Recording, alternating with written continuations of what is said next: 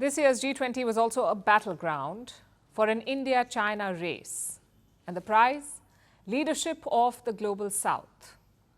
Both Prime Minister Modi and President Xi Jinping talked about it. Let's look at the statements first. Here's what the Indian Prime Minister said, and I'm quoting.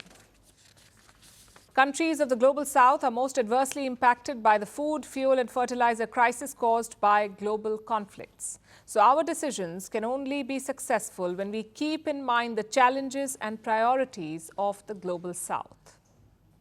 So Prime Minister Modi spoke up for developing nations, as did Xi Jinping.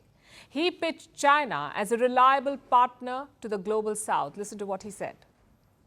China has always been a member of the Global South, a reliable and long-term partner of developing countries, and an activist and doer in support of global development. China does not seek to be a single player, but rather hopes that 100 flowers will blossom and that it will work hand in hand with the vast number of developing countries to achieve modernization. How about that? Two countries with more than 1 billion people, two giant neighbors and two economic powerhouses, both fighting for the same prize, the opportunity to lead the Global South. And Xi Jinping is going the extra mile. He outlined 8 steps to help Global South countries. It includes his Belt and Road project, of course, and also a science coalition, one that will funnel new technology to developing nations. Chinese state media is going even further. They have published a survey on the G20. And they say, listen to this, they say citizens from around the world were polled. Look at the findings. Almost 93% said that China has made significant contributions to the Global South. More than 91% said that China is a strong force in development. I must say, these are high numbers, almost as high as Xi Jinping's approval ratings and probably just as real. But what explains this desperation from China? Why are they so eager to please the Global South?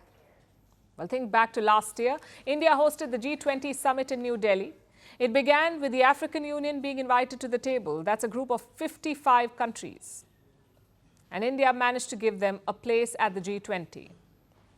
Global South leaders praised Prime Minister Modi for this decision. And where was Xi Jinping? Not even in the country. He skipped the summit due to his rivalry with India. Clearly, he's keen to avoid a repeat of that, and that's one reason for the desperation. He wants to be back in the game. Secondly, China's reputation has taken a beating.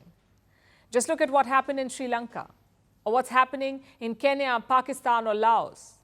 Chinese loans have saddled these countries with unsustainable debt. Most of them are unable to repay the loans, so governments are wary of China's promises. They're weighing their options. Brazil, for example, is ditching plans to join the BRI.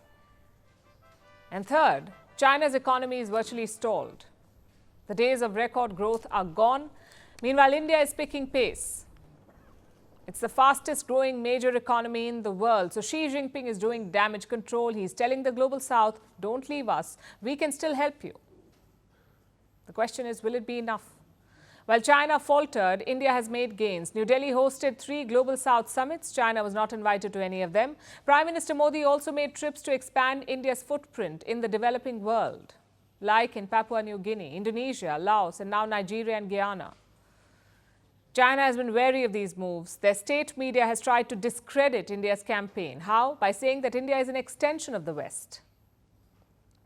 As you know, Western countries colonized most of the Global South, and being linked to them is a disadvantage. That's what the Chinese media is telling the world. Thankfully, no one is buying this propaganda. Global South countries appreciate India's principled position on global conflicts.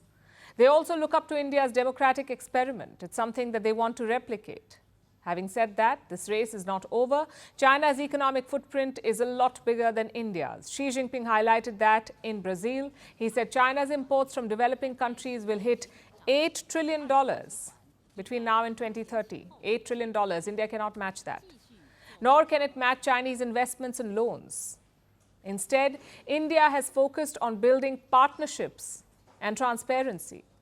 Ideally, both countries would lead the Global South together.